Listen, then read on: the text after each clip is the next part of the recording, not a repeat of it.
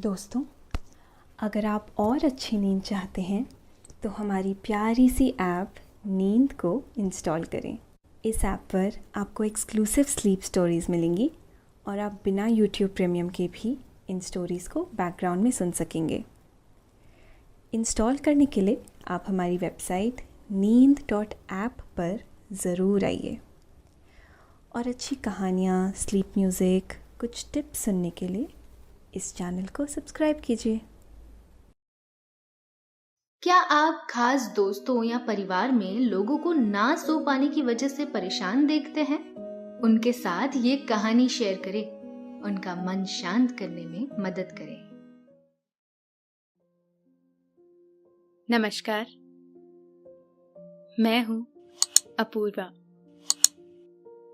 आज सुनिए लेखक रजत की लिखी स्लीप स्टोरी, बंदर और मदारी। हवा की तरह आजाद होना कौन नहीं चाहता, पर हर किसी के लिए ये मुमकिन नहीं होता। उन्हें ऐसी आजादी पाने के लिए संघर्ष करना पड़ता है। अपने ख्यालों को पानी की तरह निर्मल और निडर बनाना पड़ता है, तभी वो इसी मंजिल को हासिल कर पाते हैं। ये कहानी भी ऐसी ही आजादी की एक कहानी है। एक बंदर और उसके दोस्त विकी की कहानी। आपको इनकी कहानी जरूर सुनाएंगे, मगर पहले थोड़ी तैयारी तो कर ले। तो चलिए, आप अपने आसपास की सारी लाइट्स ऑफ करके आराम से लेट जाए। अपनी आंखें धीरे से बंद कर लीजिए। अब थोड़ा सा अपने शरीर को आराम दीजिए। थोड़ा और आराम। अपने शरीर को बिल्कुल ढीला छोड़ दीजिए। कोई टेंशन नहीं, कोई तनाव नहीं। अपने दिमाग में चल रहे सभी विचारों को, चिंताओं को त्याग दे। एक शांति सी महसूस करें। सब नेगेटिव, पॉजिटिव विचारों को धीरे धीरे निकाल दे। हाथों को सीधा करके अपनी कमर के साइड में रख लीजिए। अपनी सांस पर ध्यान लगाएं। इसको धीमे या तेज नहीं करना है, बस ध्यान देना है कि कैसे वो आपकी नाक, गले में होते हुए आपके अंदर प्रवेश कर रही है और कैसे वो आपके गले और नाक के माध्यम से वापस बाहर निकल रही है। मन शांत, एकदम शांत होता जा रहा है। आप बहुत अच्छा महसूस कर रहे हैं। खुद को काफी हल्का फील कर रहे हैं। सब तरफ शांति ही शांति है, सुकून है, खामोशी है। बंदर और मदारी ने अपना खेल दिखाया। मदारी अपनी कमाई गिनने में लग गया। बंदर अपनी मिट्टी की बोतल से पानी पीने लगा। उसकी कमाई में कोई दिलचस्पी नहीं है। उसने मदारी की तरफ देखा। उसके चेहरे के हाव भाव बता रहे हैं रोज की तरह आज भी वो कमाई से खुश नहीं है। बंदर जानता है ये उसके मदारी का रोज का काम है। चाहे लोग कितने भी खुश हो जाए, वो हमेशा निराश ही रहता है। मदारी ने बंदर के गले में बंधी रस्सी पकड़ी और उसे वहां से घर की तरफ ले जाने लगा। मदारी का नाम मदन है और उसने अपनी पूरी जिंदगी में इस काम के सिवा कुछ और काम नहीं किया। जब वो छोटा था, उसके काका ये काम किया करते थे। उन्हीं के साथ रहकर उसने ये काम सीखा। काका के बाद वो दूसरे काम की तलाश करता रहा। फिर एक दिन उसे एक बंदर दिखाई दिया और उसने उसके साथ मिलकर ये काम शुरू कर दिया। उस बंदर के बाद उसे ये बंदर दिखा जो मदन को उस वाले बंदर से अच्छा लगा, तो उसने इसे रख लिया और बंदर का नाम उसने झुमरू रखा। झुमरू जब मदन से मिला था, वो बहुत छोटा था। उसे नहीं पता था आगे क्या करना चाहिए। जो मदन ने सिखाया, उसने वो सीख लिया। झुमरू ने काम सीखने में ज्यादा दिन नहीं लगाए और दोनों काम करने लगे। पर मदन मदारी का व्यवहार झुमरू बंदर के साथ ठीक नहीं रहता। वो उस पर इस तरह से अधिकार जमाता जैसे वो बस उसके काम का एक हिस्सा है। वो झुमरू को बस अपनी कमाई का साधन समझता और जब भी बाहर जाता, उसके गले में रस्सी बांध कर जाता। उसे कभी अकेला नहीं छोड़ता। खेल दिखाते समय भी वो रस्सी अपनी कमर में बांध लेता और खेल शुरू करता। झुमरू ने भी कभी भागने की नहीं सोची, क्योंकि उसे पता ही नहीं था अगर यहां से जाऊंगा तो करने के लिए बहुत कुछ है। उसने जब से देखा, समझा, मदन को ही देखा था। जब मदन की अच्छी कमाई होती, तो वो झुमरू को अपने साथ अपने घर के अंदर सोने देता और रात में उसकी रस्सी भी खोल देता। पर जब कमाई अच्छी नहीं होती, तो झुमरू को घर के बाहर सोना पड़ता और रस्सी घर के बाहर लगे एक थंबे से बंधी जाती। दोस्तों, अब से आप आपकी मनचाही दादी और नानी की कहानियों से प्यारी नींद की कहानियां सिर्फ और सिर्फ नींद ऐप पर ही सुन पाएंगे। तो इसी तरह हमारे साथ कहानियों के जरिए जुड़े रहने के लिए आपकी अपनी नींद ऐप इंस्टॉल करें। झुमरू को भी अंदर सोना अच्छा लगता था। दोनों घर पहुंचे, पर झुमरू को पता था उसे घर के बाहर ही सोना है आज, क्योंकि कमाई गिनते हुए मदन के हाव भाव उसने देख लिए थे।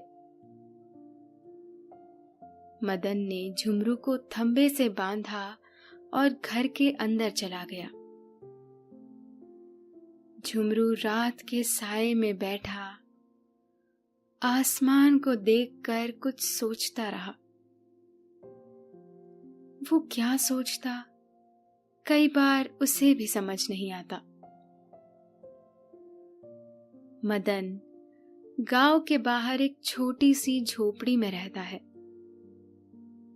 आसपास हरियाली तो है, पर वहां घूमने फिरने बंदरों का झुंड कम ही आता।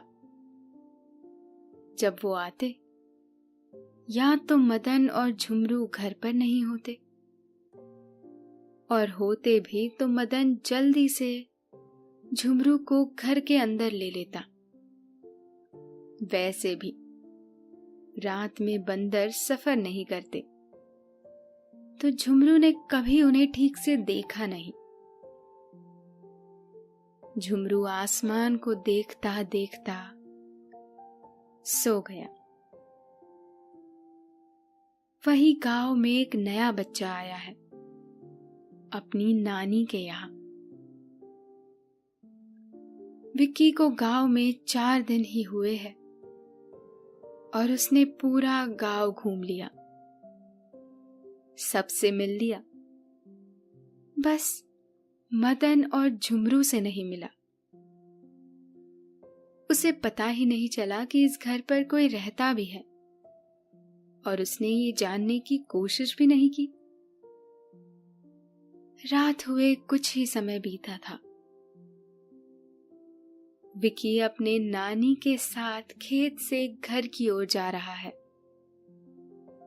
रास्ते में गांव के कोने में मदन और झुमरू का घर भी आता है। वो गांव के कोने में पहुंचे। विक्की ने अपनी नानी से यहां वहां की बातें की और तरह तरह के सवाल पूछ रहा था। तभी एक बंदरों का झुंड पेड़ों पर गुत्ते फांकते हुए वहां से गुजरने लगा। नानी और विक्की ये देखने के लिए रुक गए। वो झुमरू के घर के करीब ही थे। नानी ने आश्चर्य से कहा, कमाल है, ये बंदर रात में कहां जा रहे हैं? बंदरों के शोर से झुमरू की नींद खुल गई। उसने उन सभी को आश्चर्य से देखा।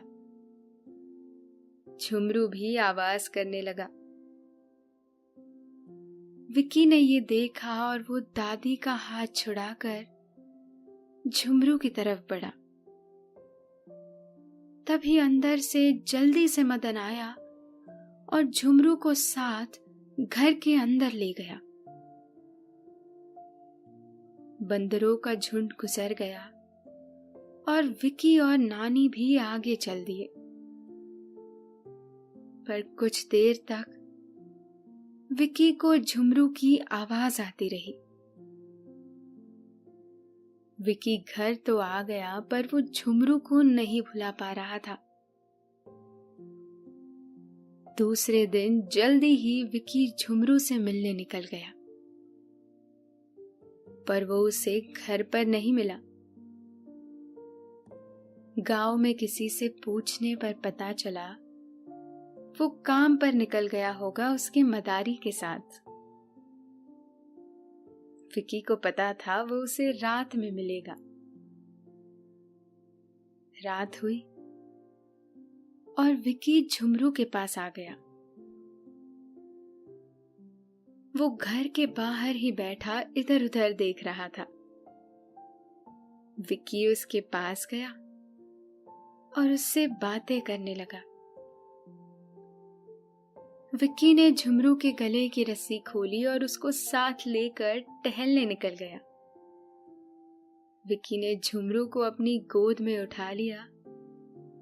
वो कुछ देर में अच्छी तरह घुल मिल गए। विक्की ने उसे घर छोड़ा और अपने घर आ गया, पर जाने से पहले उसने झुमरू के गले में रस्सी नहीं बांधी। विक्की को लगा वो जहां चाहे वहां जा सकता है, पर ऐसा नहीं हुआ। सुबह मदन घर से बाहर आया तो झुमरू की रस्सी खुली देखकर चौंक गया। उसने जल्दी से झुमरू को उठाया और आसपास देखने लगा।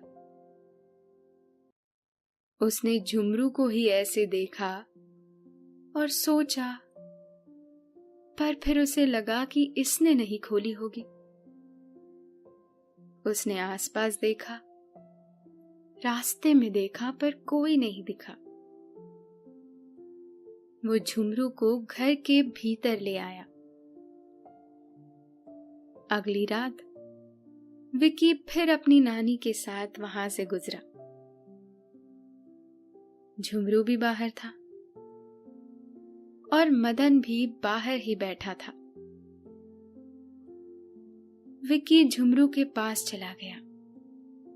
उसने मदन से पूछा, इसका नाम क्या है? मदन ने कहा, झुमरू बोलते हैं सब इसे। तू जो चाहे वो बोल ले, क्या फर्क पड़ता है? विक्की को मदन की ये बात अच्छी नहीं लगी। वो कुछ देर तक झुमरू के साथ खेला। नानी मदन को कुछ समझाने लगी कि कोई दूसरा काम देख ले, और मदन अनमने मन से सुनता रहा। वो नानी को पलटकर जवाब नहीं दे सकता था। नानी का गांव में अच्छा रुबाब है और सभी लोग उनकी बड़ी इज्जत करते हैं। कोई और होता तो मदन उनकी बात भी नहीं सुनता। विक्की सब देख रहा था। उसे मदन ठीक नहीं लगा और वो झुमरू के लिए कुछ करना चाहता था। विक्की और नानी घर आ गए, पर विक्की का मन झुमरू के पास ही रह गया। अगली रात आई और विक्की अकेला झुमरू से मिलने गया, पर वो घर के बाहर नहीं था। उसने खिड़की से अंदर देखा, मदन सो रहा था और झुमरू बैठा था। विक्की ने इशारे से झुमरू को बुलाया और उसे खिड़की से बाहर ले लिया। झुमरू भी शांति से विक्की के पास आ गया। विक्की मन ही मन ये जान चुका था, झुमरू ऐसे नहीं जाएगा। उसे नहीं पता उसे क्या करना चाहिए। विक्की उसे गांव के बाहर अपने खेत ले गया। साथ ही विक्की अपने साथ खाने के लिए कुछ चीजें लाया था। दोनों ने मिलकर खूब खाया और मस्ती की। अब झुमरू का दिल भी विक्की के साथ लग चुका था। विक्की भी यही चाहता था, झुमरू को ऐसा ही एहसास हो।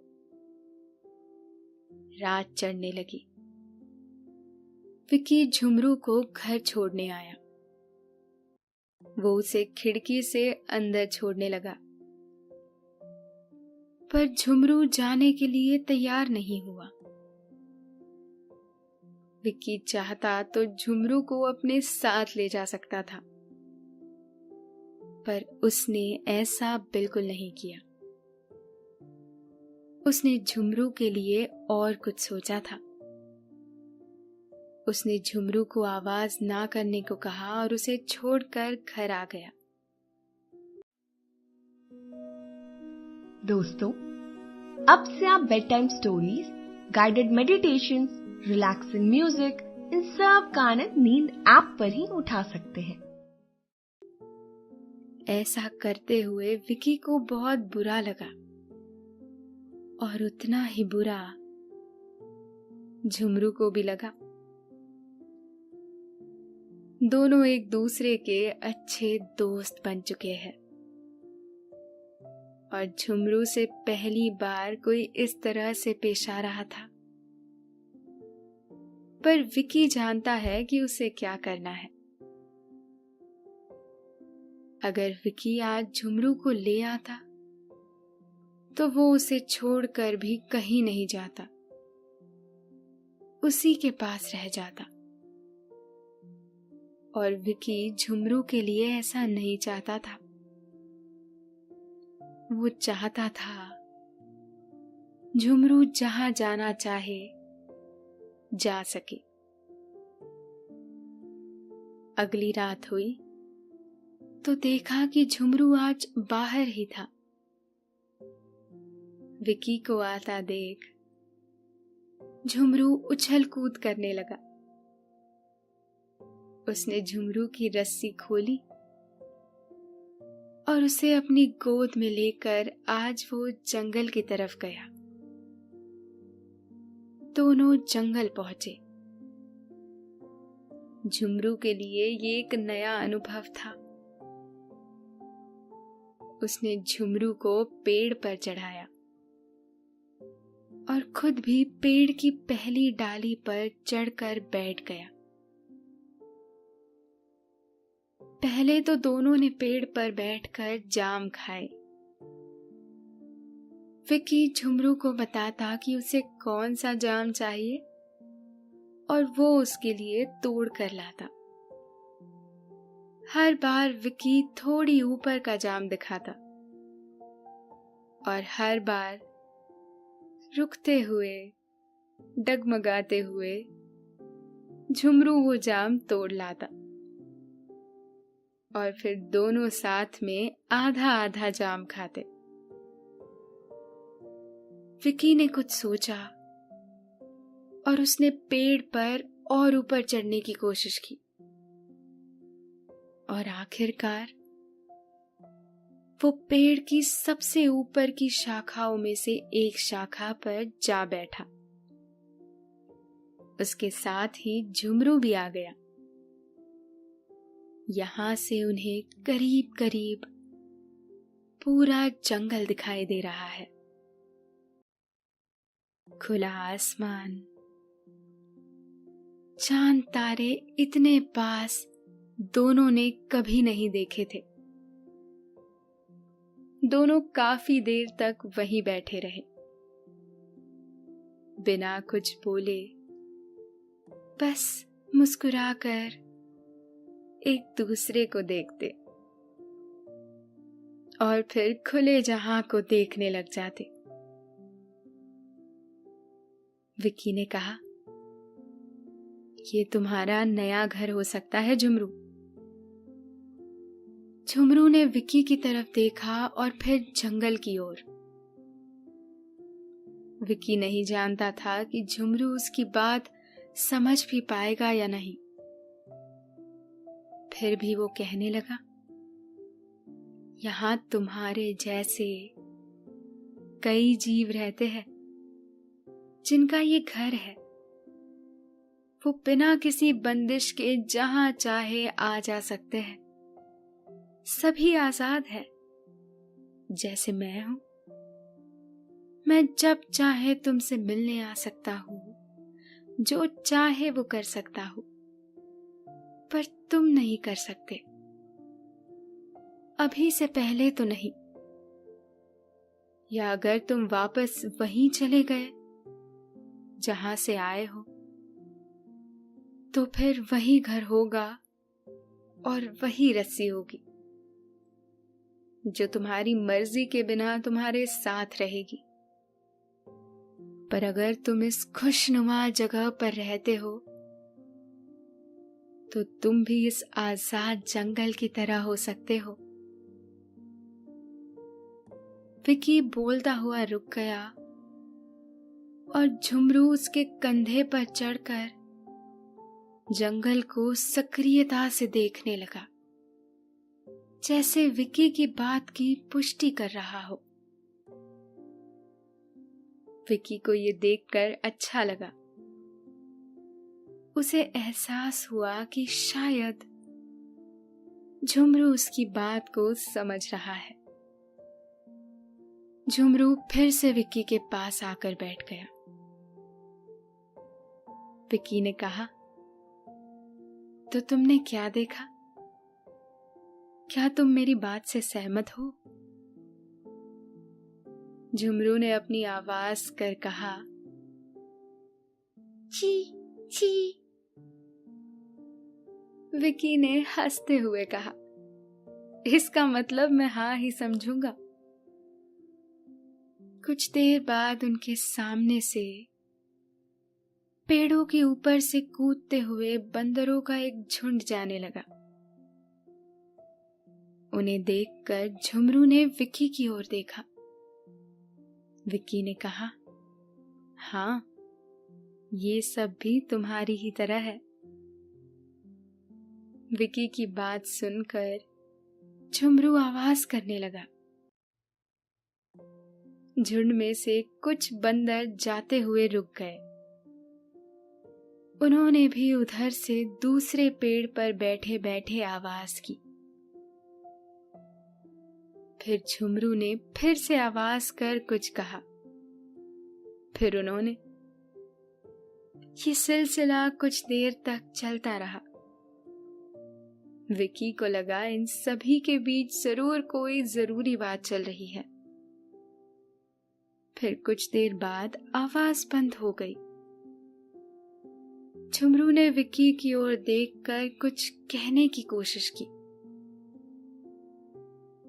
विक्की ने अंदाजा लगाते हुए कहा, हाँ, अगर तुम चाहो तो इनके साथ भी जा सकते हो। झुमरू ने फिर से आवाज कर सामने वाले बंदरों से कुछ कहा। विक्की ने झुमरू से कहा, पर पहले हमें नीचे उतरना होगा। वो पेड़ थोड़ा दूर है, तुम यहां से वहां नहीं पहुंच पाओगे। झुमरू ने आवाज कर बंदरों से कुछ कहा। विक्की ने अंदाजा लगाया, शायद वो कह रहा है मैं तुम्हें नीचे मिलता हूं। उधर से भी कुछ आवाज आई। विक्की और झुमरू दोनों जल्दी जल्दी नीचे उतरे। झुमरू उत्सुक भी था और थोड़ा बेचैन भी। विक्की समझता है ये उसके लिए कितना बड़ा कदम है, नई जिंदगी की शुरुआत के लिए। उसने रुककर कहा, झुमरू, परेशान मत हो, अब सब ठीक होगा। और दोनों फिर से नीचे उतरने लगे। नीचे आते ही झुमरू ने उछलकर विक्की को गले लगा लिया।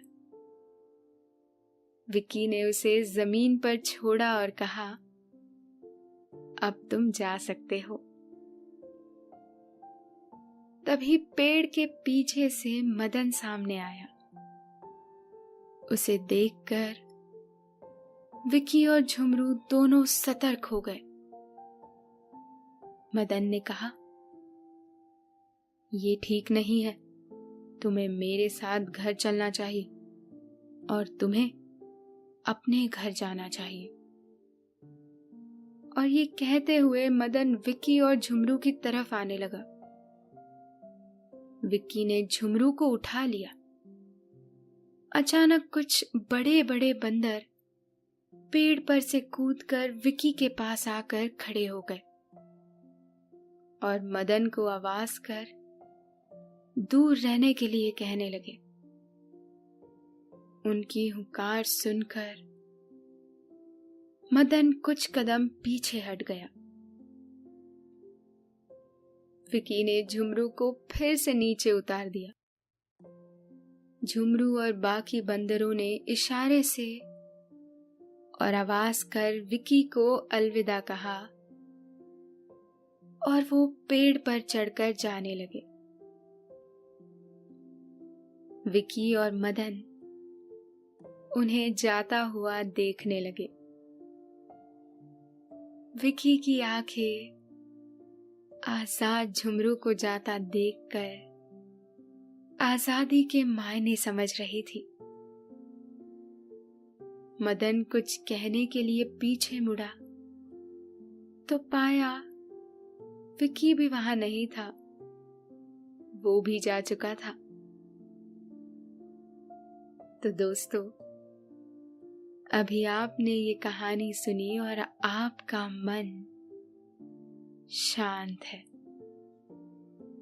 रात के बादल से नींद टपक टपक कर आपकी पलकों पर गिर रही है। आपकी आंखों में नींद है और आप सुकून से सो रहे हैं। शुभ रात्रि।